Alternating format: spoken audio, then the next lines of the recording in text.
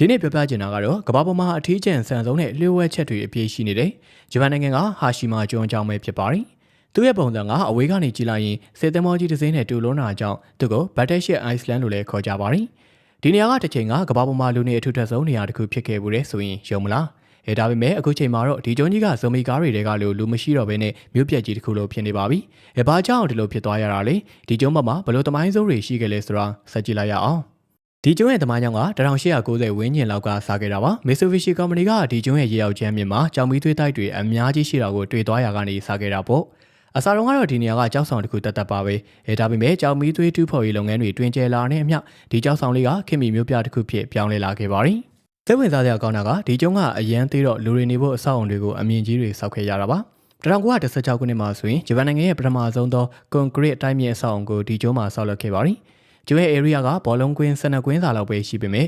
1959ခုနှစ်အမြင့်ဆုံးအချိန်မှာလူပေါင်း9200ကျော်လောက်ထိကိုပြုတ်သိပ်ပြီးနေထိုင်ခဲ့ကြပါတယ်။အဲဒီချိန်ကတိုကျိုမြို့ထက်တောင်မှလူနေသိပ်သီးမှု6ဆလောက်ပိုများခဲ့တယ်လို့ဆိုပါတယ်။ဒါပေမဲ့ဒီကျွန်းရဲ့တောက်ပါတဲ့စက်မှုခေတ်လုံပုံရိပ်တွေရဲ့နောက်ကွယ်မှာဝမ်းနဲ့စရာကောင်းတဲ့သမိုင်းဆိုးတွေလည်းရှိနေပါတယ်။ဒုတိယကမ္ဘာစစ်အတွင်းမှာဒီကျွန်းကငရဲကန်းတစ်ခုလိုဖြစ်ခဲ့ပူပါတယ်။ဂျပန်တွေကကိုရီးယားနဲ့တရုတ်လူမျိုး1000ကျော်လောက်ကိုဒီကျွန်းစီကိုအဓမ္မခေါ်ယူပြီးကြောင်မီးသွေးတွင်းတွေထဲမှာကျွံပြူခိုင်းစေခဲ့ပါတယ်။မြေရောက်ပေ1000ကျော်နဲ့တဲ့နေရာပူပြင်းတဲ့အပူချိန်နဲ့အန်တရယ်များလုံးတဲ့လုပ်ငန်းခွင်တွေမှာအလုပ်သမားပေါင်းများစွာကအသက်ဆုံးရှုံးခဲ့ကြရပါတယ်။ဒါကြောင့်ကိုရီးယားလူမျိုးတွေအတွက်တော့ဒီကျွန်းကနာကျင်စရာအထိတ်တစ်ခုဖြစ်ကြံရည်နေစေပါ။ဒီလိုစီကားခဲ့တဲ့မြို့ပြကြီးကဘလို့လုပ်ပြီးတော့ရုတ်တရက်လူသူကင်းမဲ့သွားရတာလေ။အဖြေကတော့စွမ်းရည်ပြောင်းလဲကြောင်းပါပဲ။1960နောက်ပိုင်းမှာကဘာကြီးကကြောင်မီးသွေးအစားရေနံကိုပို့သုံးလာကြတော့ကြောင်မီးသွေးတွင်းတွေခေတ်ကုန်လာပါရယ်1984ခုနှစ်မှာတော့ Mitsubishi ကဒီမိုင်းတွင်းကိုပိတ်သိမ်းလိုက်ပြီးကျွန်းမောက်ကလူတွေကိုထွက်ခွာဖို့အမိန့်ပေးခဲ့ပါတယ်။လူတွေက3လအတွင်းမှာပဲအကုန်ပြောင်းရွှေ့ခဲ့ကြရပါတယ်။ဘလောက်တောင်အထင်လိုခဲ့ကြတယ်လဲဆိုရင်အိမ်တွေထဲမှာ TV တွေ